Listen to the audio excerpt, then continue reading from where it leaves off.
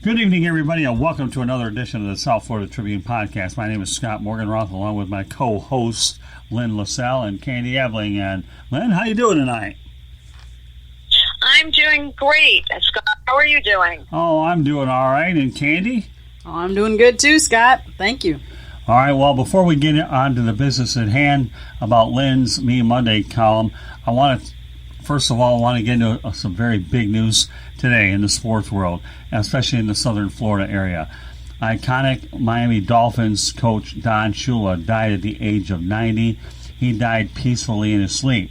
I had the opportunity to work with Don Shula from 82 to 84. And you know, when you're a young pup like I was in your late teens and early 20s, he was an intimidating figure, but boy, I had an opportunity to learn an awful lot from Coach Shula. So rest in peace, Coach Shula. And ironically, 10 years prior, here in 2010, one of my mentors, Ernie Harwell, the iconic broadcaster for the Detroit Tigers, passed away. Now, Shula peacefully died in his sleep. Ernie Harwell died due to bile of the duct cancer, an incurable form of cancer. But either way, those are two guys that meant an awful lot to me. And Don Shula, the lessons that I learned from him, especially at a younger age, were just totally unbelievable. So, you know, Ernie Harwell, Don Shula, May 4th, 2010, 2020, unfortunately connected by the same date, a decade apart. So rest in peace, Coach Shula, and I just want to appreciate everything that you were able to teach me when I was a much younger guy, and that I've taken your lessons through the years and have tried to do the best I can to learn from them. So with that said, if any of you want to catch some of quotes by some of the famous people that he worked with, some of his players, the commissioner, please go to www.southfloridatribune.com, and there is a statement released by the Miami Dolphins. The Dolphins released a statement, his family, and like I said, quarterback Peyton Manning, other coaches, the former NFL Paul Tagliabue, commissioner, and Roger Goodell. Also, they all put statements on there. So go to SouthFloridaTribune.com, Miami Dolphins, and read up on some of what these people who really knew him said about him. He sounded like an amazing, amazing person. Yeah, anybody that met Coach Shula is better. But I should also point out, too, back in the day, when I was here, this is my second stint in South Florida. I was here from 81 to 84, and then I returned in 2002, and I've been here for another 18 years. But back in the day, the Miami Dolphins were the only major league team we had. You had the Miami Hurricanes football team, of course, and then the Fort Lauderdale Strikers of the North American Soccer League. But the Miami Dolphins were definitely it. So, you know, rest in peace, Coach Shula, and we just wanted to pay tribute here on this broadcast. And also tonight, after the South Florida Tribune podcast on the Sports Exchange, David Levin and I will definitely pay tribute to Coach Shula as well. That will be following this broadcast. With that said, Lynn LaSalle, you came up with a winning topic titled Best Friends, Pets Are Powerful. And Lynn, why don't you let the listeners know the gist of what you wrote about? Well, before I get to that, Scott, if you don't mind, I would just like to thank you for all those wonderful words that you just expressed about Coach Shula. And honestly, I think when we look at an icon that had such a long and powerful impact on people in his life, it's a good time for us to say, wow, there's a lot of things to be grateful for. And you just expressed a whole lot of gratitude for what you learned from him. And I really appreciate that. And with that, that's part of what Me Monday is all about. Let me add one thing, if I may, Lynn. Last week on the Sports Exchange, I had Mark Wilson, who used to live here, one of my colleagues back here in South Florida. And, of course, he went on, we both went in Detroit together, we worked together, and we had a chance to talk about our memories with Coach Don Shula. So I'm glad that we were able to bring it tonight. Unfortunately, these aren't the reasons why we wanted to do it. But nevertheless, the event occurred on a Monday. So go ahead, Lynn. Continue. Sorry I interrupted you, but I had to get that out. No. that's totally okay.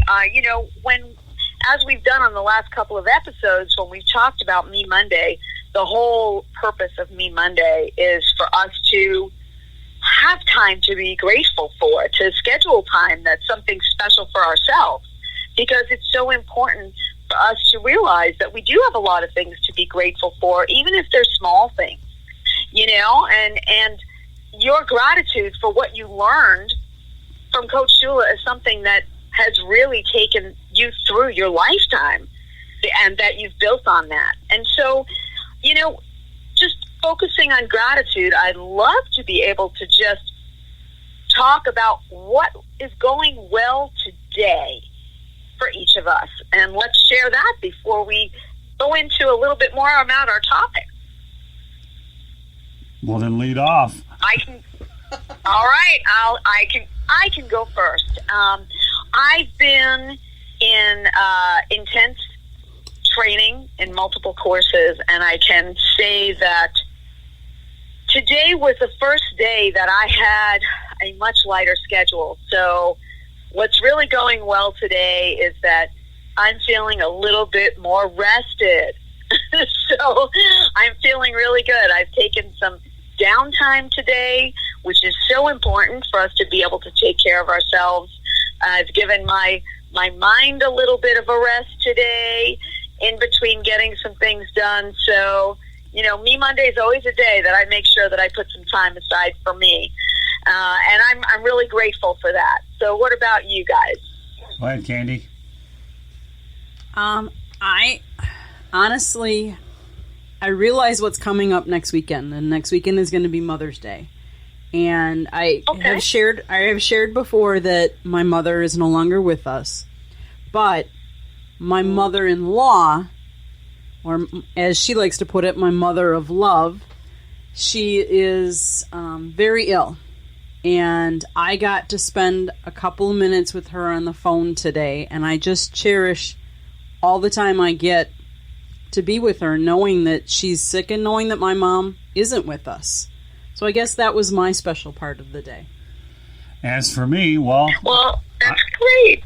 As for me, what I did is when I got wind of Don Shula's death, my best friend and longtime colleague George Eichhorn texted me when I was taking my drive down the ocean, and when I got back at home, I saw the news about Coach Shula's death. I actually shared one of those posts and talked about my times with Coach Shula, and the response that I've gotten, I haven't even looked at it lately, has been well over 40 or 50 people, and I reached out to my friend Mark Wilson, and we both knew that when we talked about it, we brought it up again today, and it was just unreal that I was able to share my time with Coach Shula, and we amazingly enough, we tried during the Super Bowl to hopefully catch up with him, but they had a party over at the Diplomat Hotel. We were just at the wrong one because we were invited to the Taste of the NFL, not the one that he was at.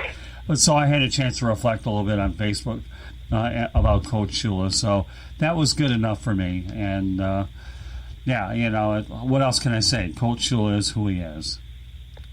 And you know what? The thing that I hear that went well today was that you got the opportunity to be actually able to reflect on those good memories with a good friend. Yeah, I sure did. I mean, a lot of people that know me in the awesome. business know that I've been around a lot of coaches throughout my 41 years in the business, and it's unbelievable. I mean, what few people realize, I don't care if you're in sports or not, the memories you make within the media, per se, Lynn, are just, the media to me, as cutthroat as it can be at times, when things happen, you feel like we're like a brethren together, is what we are, So if anybody big passes on or you come in contact with, I feel like they're a part of me. And those are problems that you ever have, and especially the longer you're in the business. So.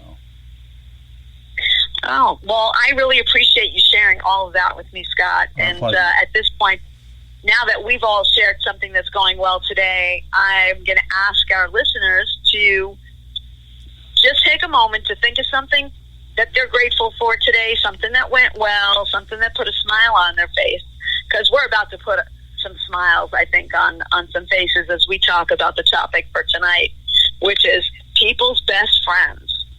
And I know that dogs usually get that title as being man's best friend, but there are so many different types of pets out there that are putting smiles on lots of faces.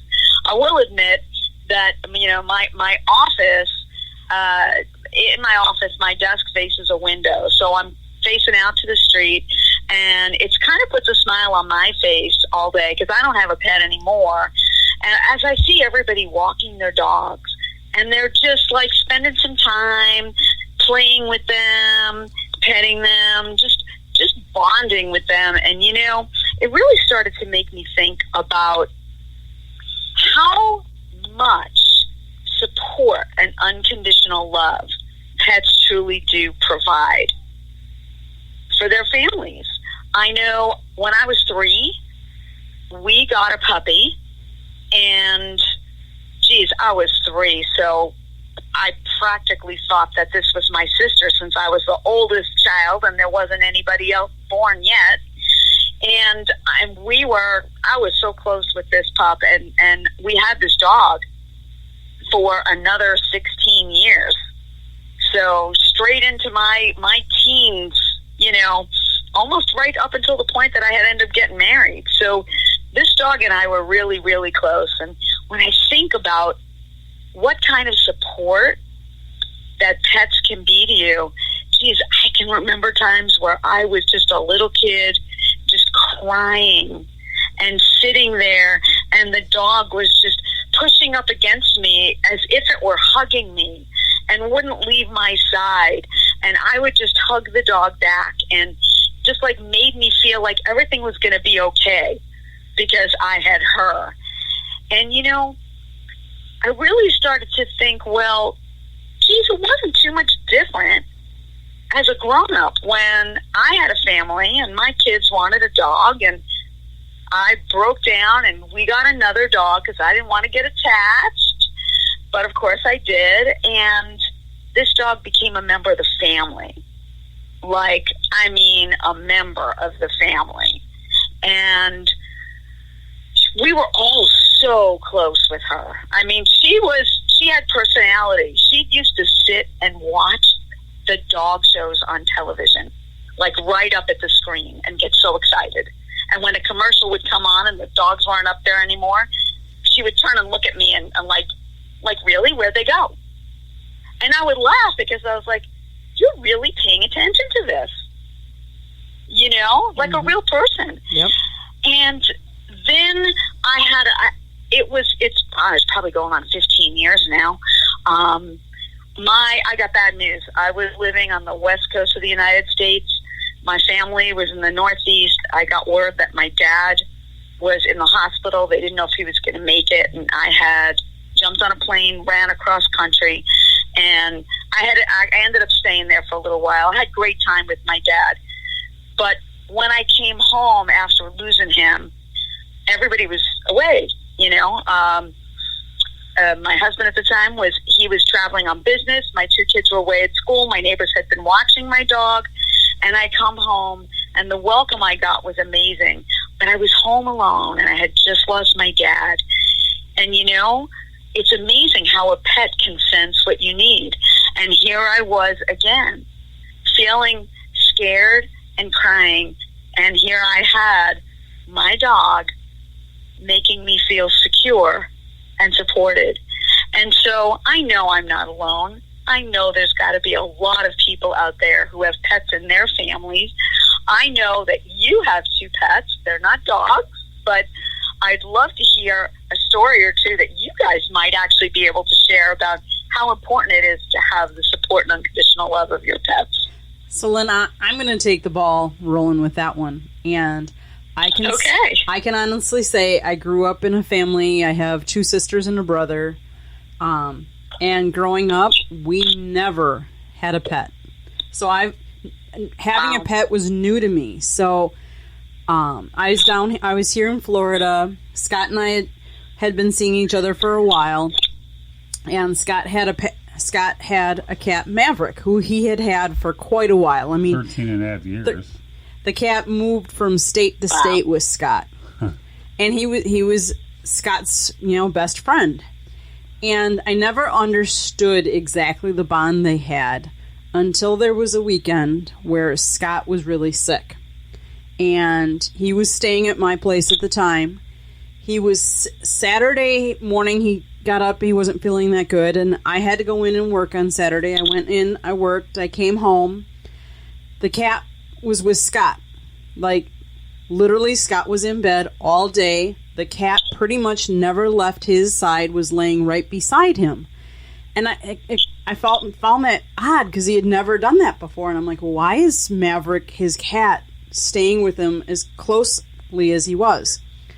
Well, as it turns out, Sunday morning, Scott was ill enough that I had to take him to the hospital. And this cat knew that Scott was sick and needed someone to be there with him the whole time. He never left his side.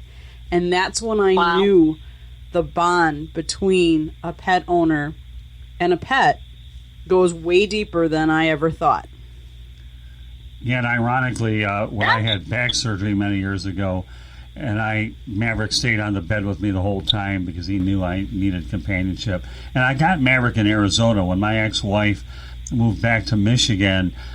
We had 2 cats, and I said, take them with you, I'll start all over, and I did. I got him, and as a result, see, I was a dog person for the better part of my first 25 or 30 years. But then once I got involved with my ex-wife, then cats became the norm.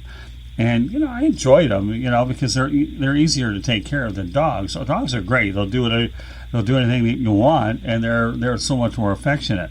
But cats are, the way I look at cats, is that they always have a bad rap, as we say, because they don't think they're affectionate. But let me tell you, you raise a cat up in a great environment, and all of a sudden they can be great friends, which leads me to the fact when Maverick passed away, I could have had him put down on December 3rd on Candy's birthday, but I chose to do it December 1st because I didn't want Candy's birthday to be the day that Maverick died, so I took one there. Yeah.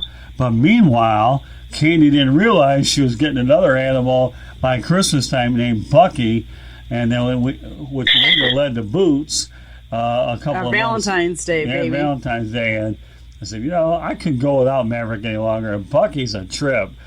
And we rescued both of them, by the way. Yeah, we did from the Palm Beach. Mm-hmm. Yeah, Palm Beach animal shelter. Animal shelter, and Bucky was a trip. You know what? When I adopted Maverick in Arizona, and I wanted this Morris-looking cat, but I was about ready to go back to adopt it, but somebody snapped it right up, and I think, really? So I go back because Maverick, I hate to say this, was my second choice. So choice number 1. Is gone, so I grabbed him. So once I went in the cage and grabbed him, Maverick took his claws and clutched right into me. And he said, I'm going with you. And you know what? He went with me. Well, after he got neutered and all that business, a couple of days later he did. But yeah, but after Maverick died, I wanted to wait to get another animal. But you know what? When I went to the animal shelter, Bucky, ran underneath there. He was a little bit of a trip at the beginning, but he warmed up really quickly. And first came Bucky, next came Boots. And when Bucky was so smart, he gets under Candy's skin like you wouldn't even believe. But I'll never forget when my mother-in-law came down. My future mother-in-law. And when Bucky was getting into all kind of trouble, you talk about a shrewd animal. He would hide right underneath my mother-in-law's wheelchair because he knew he was in trouble because his grandma was going to protect him, and boy, he's smart. But now you got Bucky and Boots getting into some boxing matches and cat fights, and Candy can't stand it, but you know what? And I've been brought up with boxing my whole life. I love it when those 2 cats have stare-downs of unbelievable proportions. Candy doesn't like it, but what are your thoughts about Bucky and Boots, Candy? I think they're adorable. Yeah, until Bucky... when they're getting along. Right, until Bucky gets in your head, he starts stealing your spot on the bed. He's just a very intelligent cat. Like, when he wants something, he kind of lets you know. He kind of reminds me of what like a dog would be. I've never had a dog, so I don't know. But he's that smart that he lets you know his own way what he wants. So... Well, it sounds like you guys have 2 cats that are definitely members of your family. Yeah, let me add something about Boots too. What's interesting about the young one, he's a tuxedo cat with part of his tail cut off. He had it really tough when we got our hands on him. I hate to say damaged goods, but that's exactly what he was. Fostered and all that. So, Candy, tell the listeners about Boots and how things were before we landed on him. Well, when we were looking at him at the shelter, his tail had been cut off because there had been infection. He had been fostered from the shelter, even. So he had gone through some rough things before we got him. It took him a while to really warm up to us, and shortly after he was with us, I would say a couple months, he got sick, and we took him to a vet close by the house. Not the normal vet we had gone to, but it was over the weekend, and we had to go to emergency. And the vet gave us a syringe and said, okay, put this in his mouth and put the medicine down him. And I'm like, wait a minute. I'm like, I've never had a pet before, and this is a cat that has teeth. How am I supposed to get... She's like, well, one of you can hold him and the other one can put the syringe. So here I'm trying to hold him, and Scott's trying to force the medicine down. Well, I can tell you, Boots didn't want anything to do with that. He got so upset with us. Oh, my goodness. He wouldn't, for the longest time, he held a grudge against Scott and wouldn't come up by Scott. It took Scott, I would say, a better part of a year or so before Scott could get, hold him, and he'd come up to Scott. So, well, in other words, for a cat, I was in his doghouse. Okay, I was in his doghouse, and when we adopted him, though, when I looked at him in the cage, he's so cute. Anyways, there was this other cat that was like Bucky, who was a brown female tabby as well. I thought it'd be pretty good, but everybody kept saying the boys would work. But I always knew Boots was pretty cute. And when you look at the animal inside of there, he looks like such a interesting character. He really, really was. And, bouncing around there with that free-spirited. But don't ever try to give an animal any kind of thing. I actually had to blackmail him because I was getting snacks in there just to get him to like me again. And you know what? The one way to Boots' heart is through his mouth, and that's give him snacks and food, because he definitely likes to eat. So having to blackmail a tuxedo black and white cat is what I had to do, and getting out of his doghouse was a challenge. And yet, ironically, when we went out to dinner one time, we had to separate the two animals. He went ahead flooded the place in 45 minutes. It was a story of unbelievable. Katie, you got to tell everybody real quick before we go off the broadcast about how that one turned out. So when we first got Boots, we got him on Valentine's Day. And a couple days later, we decided we wanted to go out for dinner. Well, when you first rescue any animal, you have to keep them separate from any other animals just to make sure they're okay, that they didn't catch anything when he was at the shelter or anything like that. So we kept them separate. One night we go out to dinner. We came back from dinner. Somehow this little cat, and he couldn't have been, he was what, maybe 3 months old, 4 months old at that time. Right. He had plugged up the sink and the stopper, and he had turned the water on, and the water was going over the faucet into the whole floor, into our hallway, down the hallway, into our closet. Oh, no. It was crazy when we came back, and I'm like, all of a sudden, we're in the garage, and we have an attached garage, and I'm like, where's that water coming from? And here we thought maybe the air conditioning leaked or something like that. No, it was our 4-month-old adorable Boots, who I didn't think was adorable that night. Yeah. Well, it's very funny because it sounds like an America's Funniest Home Video scenario. So funny when it happened. As you're telling this story.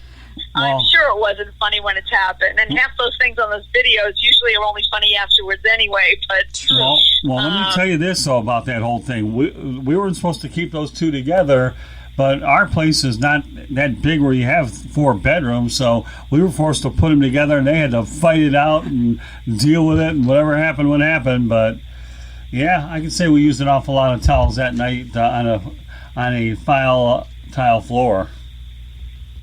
Well, I have to thank you both because you kind of covered all the points with your stories that I really wanted to make about how powerful pets can be. Because, Candy, you started out your story by saying you never had a pet. Nope. Until after you were with Scott. Yep. But now, never having understood what it's like to have a pet, you really do understand how powerful it is to have the love and support of a pet. And so, some people already have pets. Some people are first getting new pets because they want that unconditional love and that extra company, whether they have people in their house or not. It's extra company for 1, 2, or 10. It doesn't matter. And you know what? Sometimes pets can just be borrowed from the people you know when you're blue. Yep. Just like we do. We don't have a pet, but we actually reach out to our family members that do have pets, and when we're on video calls, we get to experience them. Or they'll send us pictures. And you know what? It doesn't make a difference how you get to an experience that unconditional love of a pet, or how you get to experience the funny things that pets do. And now that the story is over and done with and your flood's cleaned up, and you can get a couple of laughs out of that, I want to also mention that laughter is so important. We talk every day about how life doesn't throw us something predictable, and the unconditional love is something that we can really count on from pets. But sometimes the fun things that they do can give us that extra laughter. And that's real important because, it's a statistical fact that laughter actually relieves physical tension, reduces stress hormone release, and actually boosts your immune system. And you know what? When you boost your immune system, that builds your resilience to disease. And that's according to the Mayo Clinic. So, you know what? The most important thing is that we try to keep that laughter going. Let's play with our pets. Let's share our pets with someone who needs a little extra smile, So I'd love to say, what's one thing that we can do tomorrow that can make us smile? And what can we do to make sure that happens? I don't know. I think you might have to play with Bucky and Boots. Lynn, I have to tell you that each weekend I've been Zoom calling with my family, and I can tell you my family doesn't live in the state of Florida. So I have a sister and brother-in-law that lives in Wisconsin, and they have it. I think he's about he's probably 1.5 to 1 3/4 years old at this point. In September he'll be 2. But the other night I caught one of my cats, which isn't always easy, and I brought him on the Zoom call with us. And you should have seen my little nephew's face just light up because they don't have any pets at his house. So my sister got her dog, my brother got his, and I got our cats. And he just lit up. He loves animals. So hopefully I'll be able to do a Zoom call and be able to show him the animals because he brings much joy and smiles to my face. Oh, well, that's great. I think that we've put some great ideas into our listeners' minds if they hadn't already been doing these things or experiencing things. And I'm gonna do a shout out to our listeners and say, what's one thing you can do tomorrow that will make you smile? And what can you do to make sure it happens? So how about you, Lynn? What are you going to do? Me? What am I going to do tomorrow? You know what? I every day I go and check my my stepdaughter's site for her dog. She actually created an Instagram account for her dog with her dog's name. And she posts pictures all the time and little videos, and I just sit and go through them all. And it's almost like I'm playing with the dog, and it makes me feel really good. So I think that's what I'm going to do again. I'm going to look for some new pictures tomorrow, and I think I'm going to do a FaceTime with my cousin who lives on the west coast of Florida. She's got 2 little dogs that are actually, really still puppies. and I think I'm gonna talk to them over the phone tomorrow and play. Scott, I think that sounds like a great idea. I think that sounds like an excellent idea. Scott, what are you going to do? What, tomorrow? Yeah, tomorrow to make yourself smile. Oh, well, the plan right now is to do a FaceTime with my mother. That's awesome. Oh, that's so beautiful. Yeah, well, I mean, listen, with all due respect, folks, you know, I had to put a lot of work into this FaceTime, and for those people that know who I am in the family, they know what it is. So I'll let the imagination run amok, and Candy's laughing her tail off over, right, Candy? Oh, yes, of course. See, I'm laughing already, and you're so true, Lynn. Laughter is the best medicine. Yeah. Yeah, so let's do everything that we can to just keep the laughter going.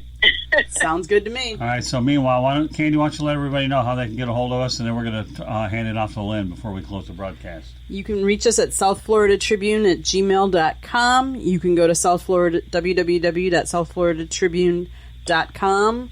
Read Lynn's stories. Read all kinds of stories on sports. We have other writers writing us. We have other podcasts that we are doing. You can go and look at those. They're all on the site. We have pictures that you can look at. And we welcome any feedback that you have. Please email us if you have ideas that you want us to do on this show with Lynn or on a sports show. So you can email us at southfloridatribune@gmail.com. Lynn, it's up to you. And then I'll wrap it up. Listen, it sounds great. It's been an absolute pleasure sharing fun pet stories with both of you today, and I really loved hearing both of your stories. And I just appreciate the time with you. So it's up to you, Scott. Just, how can they get a hold of you, Lynn, if they want to get a hold of you? Oh, if they want to get a hold of me, they can definitely find all my contact information on the southfloridatribune.com. But if you'd like to email me direct for some questions or topics regarding this program, then feel free to reach me at Lynn, Lynn, at itswhy.com, and that's ITZWHY.com. All right, Thanks so much, guys. Let me go over a few closing things here. First of all, the other broadcasts that we have are the Sports Exchange, which is actually following us tonight with David Levin and myself. The Real and the Rare with myself and the X-Man Xavier McKnight. 108 Stitches Baseball Talk. We have a show dedicated to baseball. Motorman and Rude Dog. Rudy Ray is one of my good friends out on the West Coast. Fantasy Football, myself, and Ryan Schoolroot. And, of course, you're listening to the South Florida Tribune podcast on the South Florida Tribune Broadcasting Network. How are you going to get a hold of me? I'll tell you exactly how you're going to do it, okay?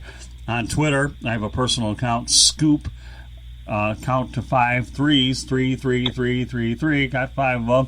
The other one is at Tribune South. I have a YouTube channel, South Florida Tribune. Yes, you guessed it. And if that isn't good enough, okay, you can go ahead and look at our Twitter account at Tribune South. Facebook, like us there, as well as South Florida Tribune. You can also find me on LinkedIn. Is there any other one I'm missing, Candy? Instagram, yes. Everybody has those accounts. I'm still trying to build my following up.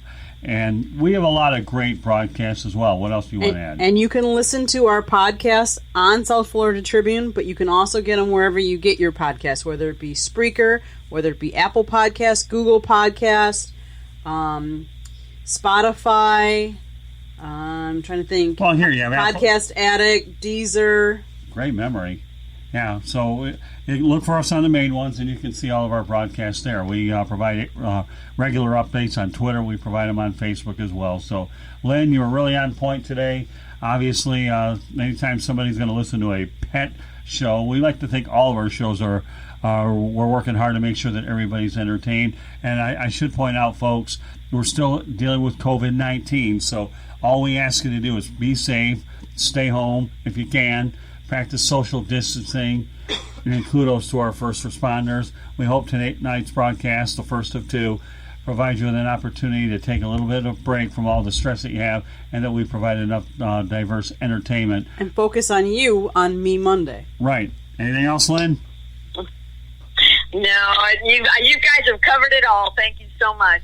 All right, so on behalf of Lynn LaSalle, Candy Eblings, Scott Morganroth, the Motor City Badmouth, and tonight, Bucky and Boots, All we want to do is hope you have a great Monday. And once again, Coach Shula, rest in peace. And Ernie Harwell, I miss you, partner. Good night, everybody.